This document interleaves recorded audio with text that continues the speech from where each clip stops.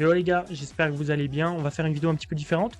Là, je vais juste grind un petit peu pour avancer un peu ce challenge. Pour pas que ça traîne trop longtemps, hein. Si je les joue 3 spins ou 2 spins par vidéo, ça va être un peu long. Sur la vidéo précédente, je me suis trompé. J'ai dit qu'on avait fait plus 1 buy-in alors que c'était plus 0. On avait joué 3 spins et pas 2. C'est vrai que d'habitude, j'avais l'habitude de dire qu'on allait en jouer 2. Au final, on avait joué 3. Donc moins 1 buy-in, moins 1 buy-in, plus de buy-in. Donc 0 buy-in de gain, mais c'est pas grave. On est à 1,20€ de bankroll du coup. Ça va pas nous empêcher de continuer à grind. Là, dans cette vidéo, je vais vous faire une sorte de mini best-of. Je vais vous montrer les spots les plus intéressants que j'aurais eu sur les peut-être 15-20 spins que je vais jouer. Et puis, on revoit ça à la fin. Je vous dis combien j'ai gagné. Et en tout cas, je pense que la seule chose à faire, c'est d'aller grind. On est parti. Bon, allez, je vais grind. Et je vous reprends si j'ai des spots intéressants. Je vais jouer 2 spins par 2 spins tranquillement pour pas prendre de risques sur la bankroll.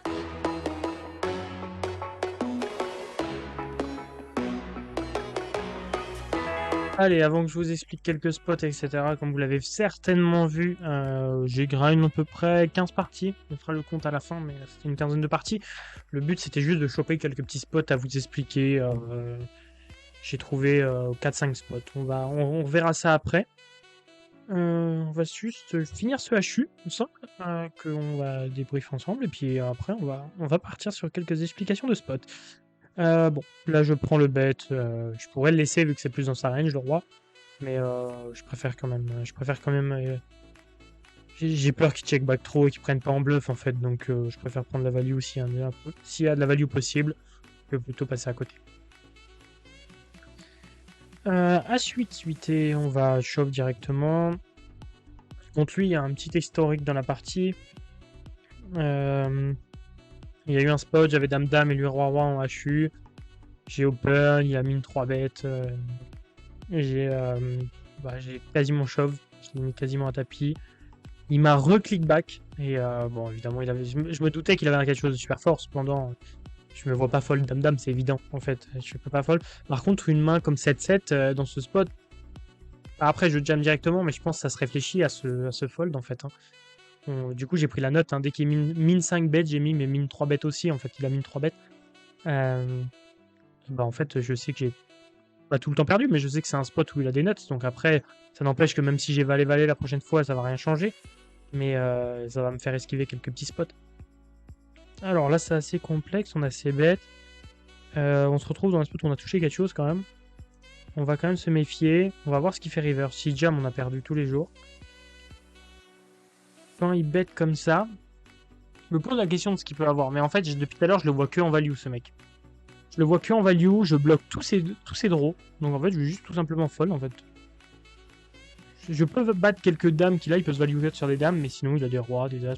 Surtout, ouais, non, des rois, des as, il a un peu de tout en fait. J'aurais pu check back cette main-là.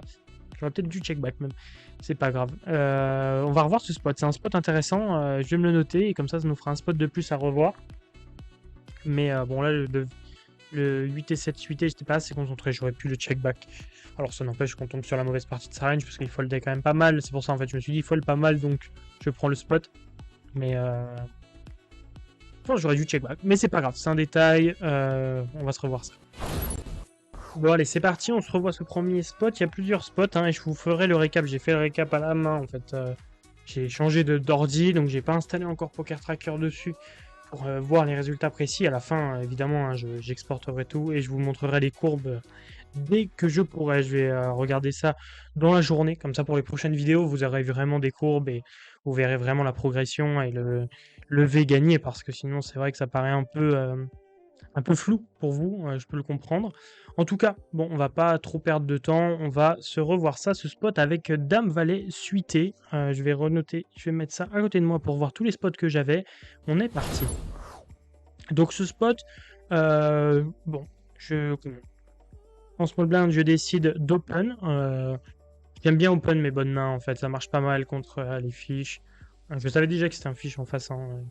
J'aime bien open les bonnes mains. Parce que même en fait, même s'il me jam, je call, dame valet suité, c'est pas grave. Puis ça me permet de jouer des plus gros pots en fait avec des bonnes mains et il call tout autant en fait. Donc j'open, là je sais bet. C'est un board qui m'avantage tellement. Alors évidemment, j'ai pas besoin de trop de protection vu ma main. J'ai beaucoup d'équité, mais si on lui fait fold, Même Valet 10 offshoot, en fait, on est content quand même parce que, genre, on n'a pas de grand intérêt. De toute façon, il va pas nous call longtemps avec Valet 10. On va pas prendre de la value et on prend de la value sur quasiment aucune main là. On n'a toujours pas une main faite. Euh, L'intérêt de check est quand même vraiment moindre en fait. On va juste lui laisser tirer une carte. Alors, certes, c'est très peu d'équité, mais on va lui laisser tirer une carte qui n'a aucun intérêt. On n'a aucun intérêt à lui laisser. On n'a pas fait encore nuts ou quelque chose de très fort du moins. On pourrait lui laisser tirer une carte si on voit qu'on a fait déjà une bonne main, mais là on n'a vraiment pas d'intérêt, on n'a toujours pas une main, donc on bet. Il call, turn, il check. En fait, je me vois pas bluff. Je me vois pas transformer ma dame en bluff parce qu'elle est forte quand même. J'ai une bonne dame. Puis j'ai encore de l'équité parce que s'il me revient dessus, alors je vais avoir un call. Mais c'est pas comme ça que j'ai envie de jouer le spot en fait. C'est pas le plus agréable que de partir à all-in turn. Je sais pas, c'est pas intéressant de partir all-in turn comme contre un roi, etc. Ou, alors qu'on va pouvoir jouer archi facilement en position le spot. Donc je check back. Puis il n'y a pas énormément de value aussi, faut dire. Quand il a call, il a quelques 5. Sinon il a des dames. Il a des dames valets, mais bon, évidemment, je les bloque. Il a des dames 10, des mains comme ça, mais c'est des mains que je bloque la plupart. Et il y en a qui l'auraient pas call aussi, vu qu'il était passif. Quand même, faut prendre en compte ça. C'est quand même un profil passif. On n'est pas sur un mec aggro depuis le début. Flop, il m'a rien relancé à part roi-roi. C'est quand même un mec très très passif, il bluffait rien. Donc c'est quand même un truc à prendre en compte. C'est quand même, même très important. C'est vrai que je ne l'ai pas précisé dès le début de la main, mais c'est quand même un vrai truc important. Et River tombe le 9 de pique. Alors, certes, il n'a pas beaucoup de combos de flush, d'autant plus sur ce sizing-là. Mais en fait, le truc, c'est qu'il y avait en plus un sizing tail, pas un sizing tail, un timing tail, pardon, à la vitesse où il a pris le spot, en fait. À peine le 9 est tombé, hop, il a misé. J'ai hésité, mais en fait, quand ils reprennent le lead, honnêtement, comme ça, River rapidement, avec un sizing, pas encore une bébé, d'accord, mais quand c'est un sizing qui commence à devenir conséquent, entre guillemets, que ça 3, 3, 4, 5, 6 bébés, qui correspond par rapport à la taille du pot, évidemment, ça devient tout de suite tout le temps en value. Et est-ce qu'il value moins bien que Dame Valet? Je pense pas, en fait. Il a tout. En fait, je pense vraiment dans ce spot, je dois lui mettre une range, c'est quasiment que des rois, en fait. Que des rois. Il y a pas mal d'as qui l'en réchauffent, même pas tous, parce qu'As 3, As 4, je suis pas sûr. Mais il a quelques As 3, As 4. As 5, peut-être il aurait Ace au flop. Mais As 6, As 7, on va lui mettre. Et sinon, je vais lui mettre Roi 2, Roi 3, Roi 4, Roi 5, Roi 6, Roi 7, Roi 8, Roi 9. Voilà, toutes ces mains-là. Toutes ces mains-là, carrément. Je pense que c'est comme ça qu'il le joue. Et en fait, par rapport à tous les combos que j'énonce là, combien sont en bluff? Qu'est-ce qu'il y a comme combo en bluff? Franchement, je sais pas. 3 et 4 suités. Peut-être, mais il en a tellement peu en fait. Il a tellement peu de combos en bluff. Je sais pas. Vous pouvez me dire en commentaire si vous savez, si vous avez des idées des combos de bluff qu'il peut prendre là. Nous, il peut transformer un Dame 10 en bluff, tu vois, des trucs comme ça, mais c'est tellement peu de combos que je vois pas. Que je vois pas, parce que même Valet 10 a touché, je ne vois pas quel combo en bluff il peut prendre ici en fait. Donc en fait, là, il a pas beaucoup de bluff, il a quasiment aucun bluff. Donc en fait, je vois pas l'intérêt de call. Il faut qu'on ait bon, même si on doit avoir bon, on va dire 25% du temps à peu près. En fait, je suis même pas sûr qu'on ait bon 25% du temps, parce que vu qu'il a tellement peu de bluff, on va dire 10% du temps, même pas il prend un bluff, donc tout le reste du temps on perd. Donc je pense que le spot, il faut surtout pas le call. C'est vrai que c'est un spot qu'on a envie de call là, mais on a les pires bloqueurs. Le valet, c'est un super mauvais bloqueur. Les trèfles, c'est un très mauvais bloqueur, parce que ces bluffs, ça aurait pu être des trèfles, mais on les bloque à fond. En fait, c'est juste un fold assez facile au final. Mais c'est vrai qu'on a envie de le call à un premier abord, mais je pense que c'est un fold assez facile finalement. Un autre spot que je voulais vous montrer, j'ai caché les cartes adverses pour pas vous induire en erreur et pas vous pas que vous ayez les infos que je n'avais pas au début. C'est la première main du spin. J'ai tendance à voir et à remarquer que les gens ont tendance quand même à overspew, on va dire, surtout sur la première main des spins. Donc ma range de call sur les premières mains de spin est toujours plus basse. Je call toujours plus de mains que lorsque c'est en plein milieu du spin ou qu'on est en fin de spin, parce qu'en fait les gens, surtout quand c'est des x2 comme là, les gens sont pas encore impliqués émotionnellement dans le spin. Ils s'en foutent en fait. Ils viennent d'arriver, ils tapent sur un x2, surtout à 20 centimes. Ils ont juste envie de gamble. La plupart du temps, hein, je dis pas que c'est tout le temps le cas, des fois on va tomber sur des vraies mains, mais souvent il y a ça. Donc c'est ce qui va justifier certains de mes arguments. Donc bon, j'open As-Dame, hein, sans aucun doute.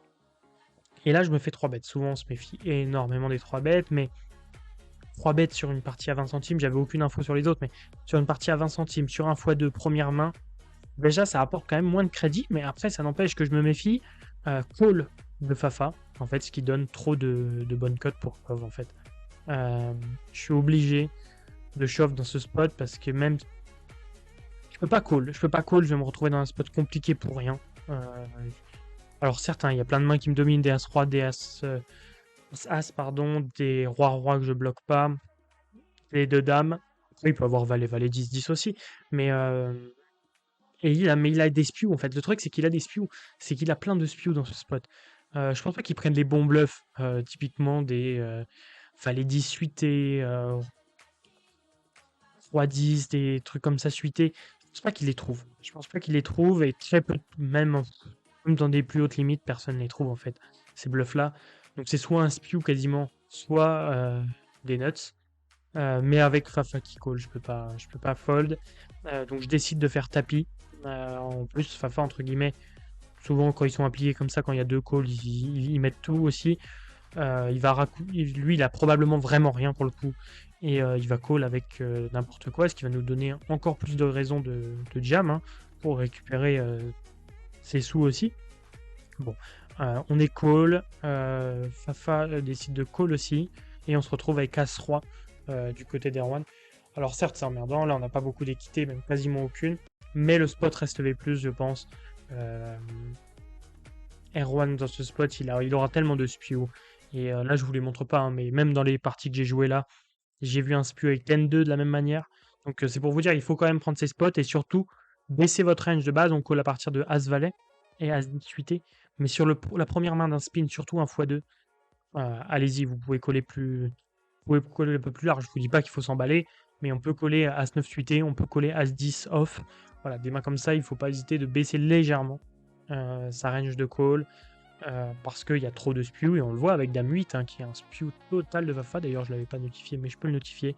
Bon. Évidemment, on perd ce spot, mais ça, c'est pas grave. Ça n'est que la finalité. Mais le coup, je pense qu'il est bien joué. Mais c'était pas forcément pour vous remontrer avec As-Dame, parce que je pense qu'avec As-Dame, tout le monde le prend. Mais je veux dire surtout, n'hésitez pas à baisser un peu votre range de call. C'était surtout ce message-là que je voulais vous transmettre. Donc là, on arrive dans un spot intéressant parce que je me rappelle plus du spot. Donc c'est quand même assez intéressant de voir comment je l'ai joué et voir si je le rejouerai de la même manière. On va voir. Je l'avais noté parce qu'il était intéressant, évidemment. Donc on va voir si on revoit des choses à dire là-dessus. Donc je suis en big blind, il complète en small blind, je check back, évidemment. Je vais pas donc sur ce board, évidemment. Il check back aussi, ok, intéressant. Il pourrait prendre là le spot de ses bêtes. Turn tombe un 4 de carreau. Je décide de bet. Je pense qu'il faut que je prenne ma value. Hein. J'ai bien 2 streets de value avec mon roi, je pense. Donc il est temps de prendre la value, surtout qu'il y a des draws. Donc il y a les draws à carreau qui sont ouverts, les 6 et 5, même si je les bloque évidemment. Hein, mais il y a toujours des draws aussi qu'il n'a pas bête. Des 8 et 10, etc. Il me click back, intéressant. Ça annonce souvent de la force. Cependant, est-ce que je me vois fold? Je ne pense pas, je suis même sûr que non. Je me vois pas fold pour 1,4 blind dans un pot qui va faire 7,6. Je call. River tombe le valet de carreau et là je m'en rappelle. Je crois qu'il a jam instant. Je check, évidemment je check parce que il a repris le lead. Je m'attends à comment j'ai pas envie de bet et qu'il me revienne dessus et que ça soit un spot horrible pour moi. Donc juste je check back et là je sais qu'il a instant shove. Donc en fait les deux possibilités selon moi dans ce spot c'est déjà un overbet comme ça pour être sûr qu'il y a 98% de chances que ça soit pas un bluff. En fait, il n'y a jamais de bluff, surtout chez les fiches. Hein. Chez les règles, je parle vraiment du jeu VS fiche, et surtout l'intérêt aussi de ces 20 centimes. On parle vraiment toujours, de tous les spots que je parle, c'est toujours, je vous l'analyse, VS fiche. Et c'est toujours le profil qui est en face, de toute façon, pour l'instant. Donc là, quand il jam comme ça, en fait, il a toujours mieux. Comment ça fait rentrer 8 et 10. Alors peut-être qu'il a ça, mais il a surtout les carreaux, il a toutes les doubles paires qu'il peut avoir touché. Quand il click back, il peut déjà avoir touché roi 7, etc., qu'il n'a pas voulu ses bêtes plus tôt, hein. Ça peut être le cas. On voit comment. Il a juste check back au flop, et là je reprends le lead. Donc peut-être il a voulu trapper un roi 7, un roi 9, qu'il n'a pas voulu ses bêtes, parce qu'il se disait qu'il bloquait trop le board, ça arrive souvent. Ici évidemment, hein, je suis quand même obligé de call, hein, je regarde pas mon call là. Mais river, bah, s'il fait un petit sizing, on va dire en dessous de 3 bébés ou moins, bah, je vais pouvoir call assez facilement quand même, parce qu'en plus j'ai un bloqueur sur les flushs, même si, en vrai de vrai, s'il bet 3, il a rarement des flushs quand même. Mais là, donc, soit il a touché une flush, et du coup il a click back un tirage flush, ce qui est possible, soit il a toutes ses doubles paires en trap.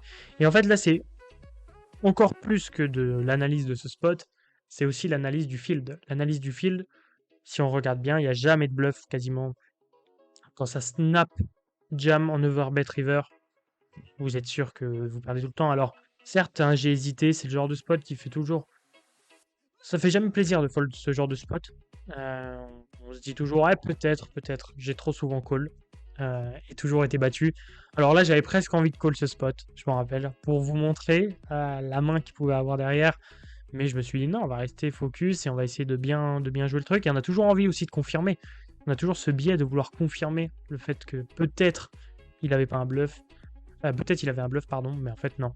En fait, ça sert à rien de vouloir se le confirmer, on en est sûr, sans voir sa main. Là, le spot que je vais vous proposer, c'est un petit spot où je vous montre dans quel genre de situation il faut absolument bluff. Vraiment, c'est primordial. Surtout, vu le profil, on va se voir ça. C'est vraiment un spot facile en plus, hein. C'est vraiment un truc que la plupart d'entre vous, peut-être, vous savez. Mais c'est un spot où vraiment il est important de bluff. On a 5 et 4 en big blind. On va check back évidemment. Sur ce flop, on va pas prendre le lead évidemment. Jamais de donk. Quasiment jamais, on va dire. Là, sur le roi, je savais que c'était une personne très passive, hein. Je peux même le noter. Bleu clair, c'est passif pour moi. Je peux le prendre ce spot. Parce que sur le roi, elle va avoir peur, même si elle a plus de rois que moi, en fait. Mais là, elle va rien me call, à part un roi quasiment. Donc en fait, le bluff pouvait être possible. Je sais que je ne l'ai pas pris. Elle check back aussi. Donc là, c'est vraiment un aveu de faiblesse de son côté, mais terrible, en fait. Parce que sur le roi, en fait, elle doit prendre tous ses bluffs, en fait. Pour me faire fold tout et n'importe quoi. Et en plus, moi, je me serais bien vu prendre ce bluff, parce que j'ai quand même de l'équité. Je joue toujours une petite gutshot. Alors certes, c'est pas énorme, mais ça fait toujours un petit peu d'équité en plus. Toujours intéressant quand on prend un bluff, hein, d'avoir un minimum d'équité quand même. On bluffe pas sans équité. Et là, river sur la dame, alors certes, c'est une carte qui l'avantage encore. C'est pour ça que c'est moins intéressant de prendre le bluff maintenant. J'aurais bien aimé me voir le prendre turn, parce que là, au final, elle peut avoir des rois, elle peut avoir des dames, techniquement. Et avant, elle pouvait avoir que des rois, c'était plus intéressant. Et vu la passivité, si elle a pas un roi ou un 9 dans le spot d'avant, à la street d'avant, tous les jours elle fold. Donc c'est là que c'est intéressant en fait, ça aurait été intéressant. Mais ça n'empêche que là, j'ai 5 et 4. La pire main que je peux avoir dans ce spot, c'est 2 et 4. Et après, c'est 5 et 4 en fait. Donc j'ai vraiment la pire main de ma range. Même avec des autres mains, hein, je l'aurais fait un 10 et 8, je l'aurais fait aussi.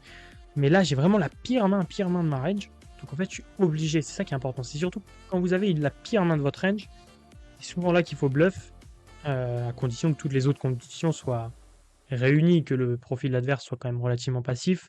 Face à une CS, on va pas s'amuser à faire ça. Et que, comment tout ce que la personne adverse représente soit très faible aussi. On va pas s'amuser à faire des bluffs n'importe comment juste parce qu'on a 2 et 3. Mais là, dans ce spot, river, c'est un spot nickel pour bluff en fait. Parce qu'en plus, la dame, si elle n'a pas la dame ni roi, elle va même un 3, elle peut le fold. Elle, vu comme on veut un 3, un 7, un 9, maintenant elle peut les fold tellement les passifs.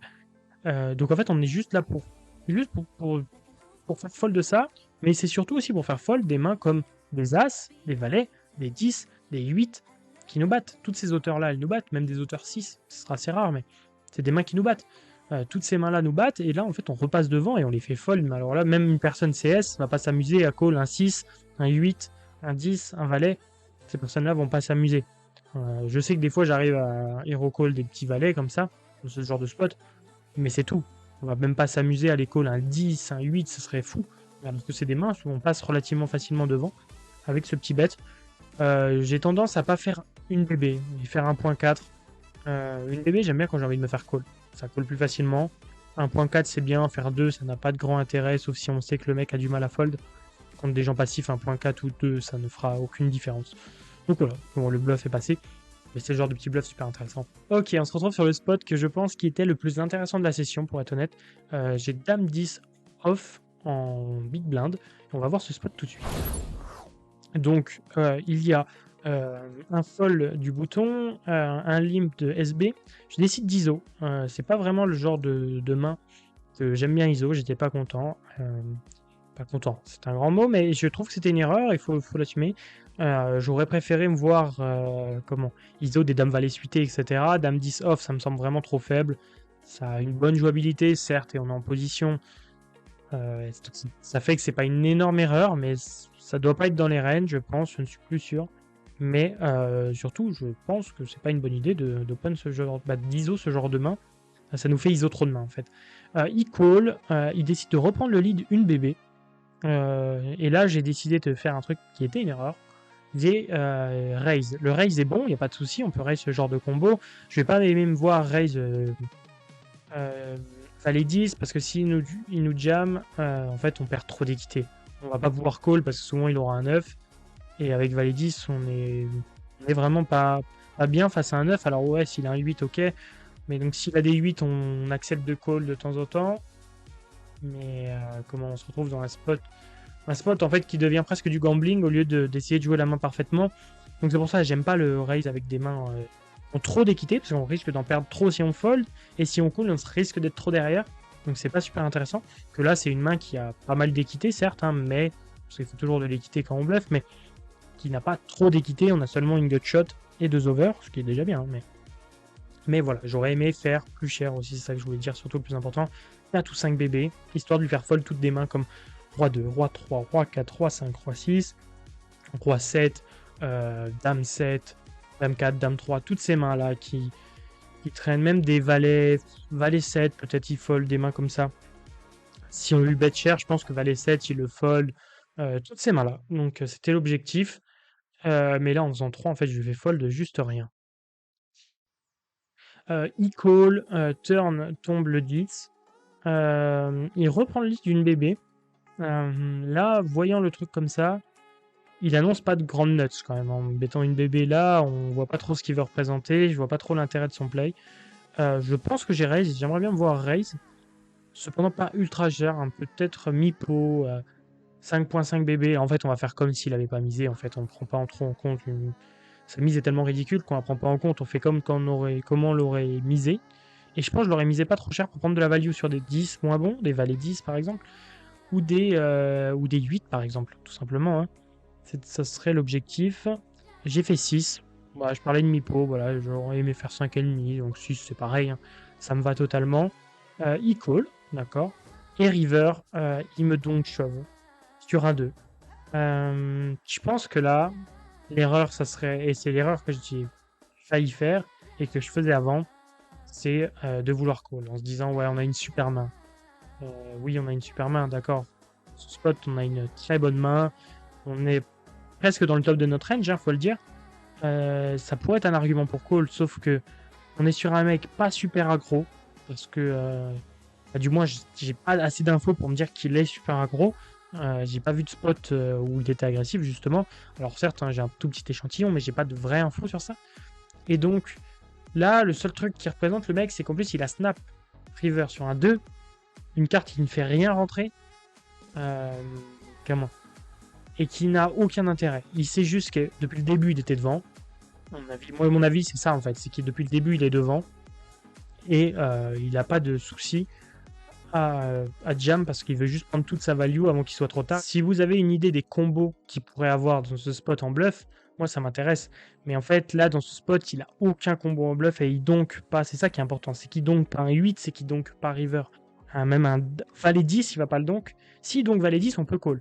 On peut se mettre à call des mains comme ça. Mais là, il le fera pas. Là, le problème, c'est qu'il le fera pas. Là, c'est toujours un 9 en fait. Toujours un 9 ou quelques straight. Hein. Il a le droit d'avoir valet dame aussi. Il a le droit d'avoir 7 et 6 aussi, évidemment. Donc en fait, on est juste jour battu, ou même, il peut quand même avoir des Breland 8, Breland 2, c'est quand même des petits combos qu'il a aussi.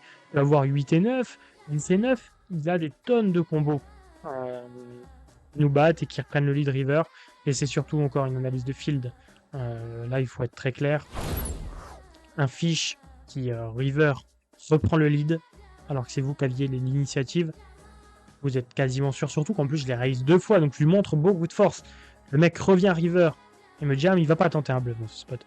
Il aura 2% de bluff. Tout le reste du temps ça va être juste des nuts et pas juste un valet 10 justement. Ça va pas être une petite main, ça va être toujours un truc énorme. Donc dans ce spot en fait juste call deviendrait fou et une vraie erreur je pense. Je suis même sûr parce que je l'ai vu avec les milliers de parties que j'ai faites. Je le sais que dans ce spot c'est toujours nuts. Et il est très très important, même si on a toujours envie de call, parce qu'on se dit, ouais, on a les cotes, on essaye toujours de chercher des arguments, mais un fish qui reprend le lead river, j'insiste vraiment parce que c'est super important, j'ai perdu des tonnes de V et ça change vraiment votre V. Un fish qui prend le lead river, c'est quasiment tout le temps nuts. Ou même si vous raise river, c'est quasiment tout le temps nuts. Alors il faut savoir fold des grosses mains, donc là voilà, dame 10, il faut savoir le fold dans ce spot. Certes, c'est emmerdant, mais c'est comme ça qu'il faut le jouer. J'en suis quasiment sûr à 100%. Alors de temps en temps, évidemment, il va y avoir l'exemple qui va nous prouver l'inverse. Mais je pense que en général, on fait un très bon fold même. Bon voilà les gars, c'est la fin de ces spots. J'espère que je vous ai appris pas mal de choses. C'est vraiment l'objectif de ces vidéos-là. L'objectif n'est clairement pas de monter la bankroll de ce challenge. Ça, je le ferai en partie hors vidéo. Et des fois en vidéo, évidemment, ça montera progressivement. Mais là, le but, ça sera d'aborder toutes les limites et d'avancer progressivement. De mon côté, je vous avais promis un petit récap.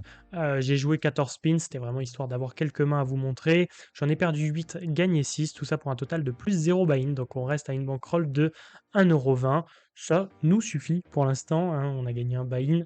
On espère monter prochainement plus rapidement. Mais ça arrivera seulement avec le temps et le grind. Juste avant de finir, si vous pouvez me mettre un petit commentaire pour me donner vos retours sur la vidéo, sur les petites choses à améliorer, ainsi que les concepts que vous voulez voir, même des vidéos plus techniques, moins techniques, plus fun, etc. On va se faire d'autres concepts, évidemment. Le but de la chaîne, c'est d'avoir pas mal de concepts. Et avec, en gros, challenge, le challenge 1 € tout 1000 €, évidemment. Voilà, vous n'êtes pas obligé de faire ce petit commentaire, mais si vous pouvez le faire, ça me fera très chaud au cœur et ça m'aidera fortement. Merci beaucoup de m'avoir suivi. On se retrouve dans la prochaine vidéo qui arrivera demain ou après-demain. On va avoir un rythme de publication quand même relativement élevé.